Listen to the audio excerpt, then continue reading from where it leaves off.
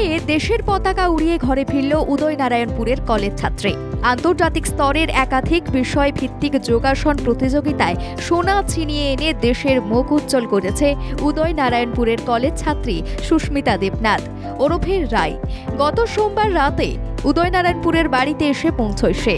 স্বাভাবিকভাবে খুশিতে উদয়নারায়ণপুরবাসী। চলতি বছরের 25 থেকে 27 জুন পর্যন্ত যার আসর বসেছিল সংযুক্ত আরব আমিরাতের দুবাই শহরে। আর সেই প্রতিযোগিতায় ভারতবর্ষ থেকে পশ্চিমবাংলার হয়ে প্রতিনিধিত্ব করে হাওড়া তথা উদয়নারায়ণপুরের সুস্মিতা দেবনাথ ওরফে রায়। প্রতিযোগিতায় অংশগ্রহণ করে আবারও বাজিমাত করে দেয়। আর্টিস্টিক, ট্র্যাডিশনাল এবং রিদমিক 3টি বিভাগেই দেশের হয়ে স্বর্ণ পদক জয় করে রায়। এখানেই শেষ নয়, 18 থেকে 21 বিভাগীয় চ্যাম্পিয়ন অব চ্যাম্পিয়ন রাউন্ডে দ্বিতীয় স্থান দখল করে ভারত তথা বাংলার মুখ উজ্জ্বল করে সে। বাবা পেশায় রেডিমেড পোশাক বিক্রেতা ও মা মামনি দেবনাথ পেশায় একটি বেসরকারি ব্যাংকের অস্থায়ী কর্মচারী। মা, বাবা, আত্মীয় পরিজনের পাশাপাশি রায়ের এই সাফল্যে খুশি তার খুদে শিক্ষানবিশরাও।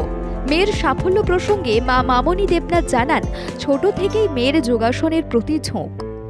ছোট ঘরে ভাড়া থাকতাম, সেই ভাড়া ঘর থেকে মেয়ে আজকে কি বলবো অনেক কষ্টে ওকে পরিশ্রম করে মেয়েটা চান্স পেত না, যে একটুখানি ওকে প্র্যাকটিস করার মতন জায়গা ছিল না। সেই জায়গা থেকে আজকে আমার মেয়ে এই জায়গায়, যাই হোক একটা ছোট কুড়ে ঘর এখনো হয়েছে আছে। তো আমি তো খুব খুশি, হ্যাপি। আমি এটাই চেয়েছিলাম, মা তুই আমার একটা ইন্টারন্যাশনাল সার্টিফিকেট আর মেডেল মা তুই এনে দে। ও এতটা যে এনে দেবে সেটা আমি ভাবতে পারিনি। সুস্মিতা দেবনাথ জানান, যোগা থেকেই ভবিষ্যতে নিজের পায়ে দাঁড়িয়ে পরিবারের পাশে থাকতে চান তিনি। হাওড়া থেকে দেবাশিস গোচ্ছাইদের রিপোর্ট, বাংলা জাগো।